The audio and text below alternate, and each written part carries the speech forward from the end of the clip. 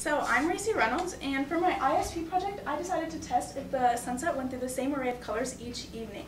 And during my background research, I learned that the sunset has many roles in the environmental factors that surround it.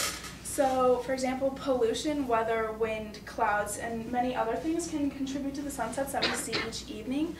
And smoke, dust, and other pollutants have a bigger particle than light rays, so the light rays make it hard to pass through them.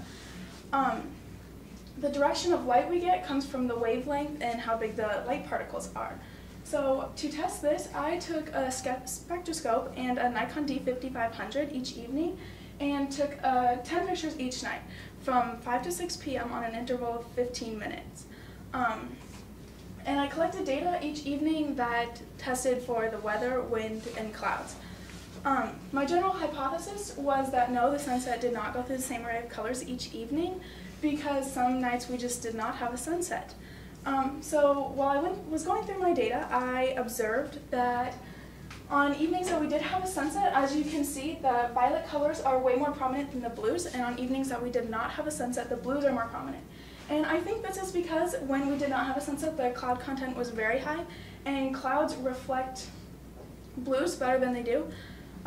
And greens also. You never see a green sunset because the green rays are way more refracted than the blues. I had two control variables during this project because Mother Nature doesn't like to cooperate, so I figured one just wouldn't be enough. One control was that I would set the Nikon D5500 to auto mode every night. And my other control was that I would take the pictures in the same location every evening, which some evenings did not work out because I was not home from the interval of 5 to 6 p.m. I had a couple problems during this project. For example, I broke the autofocus mechanism in my camera. So the beginning pictures are autofocused and the ending pictures are manually focused, but this overall should not affect my project at all. Another problem that I have is that it would make my data more accurate if I took the pictures each evening, which I was not able to do so.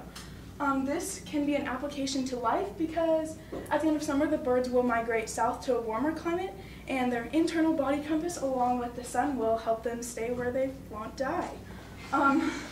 The northern lights also were discovered by doing something similar to this experiment, and the reason you see greens over there are because they have a way better climate, and the greens aren't more refracted than the violets over in that environment.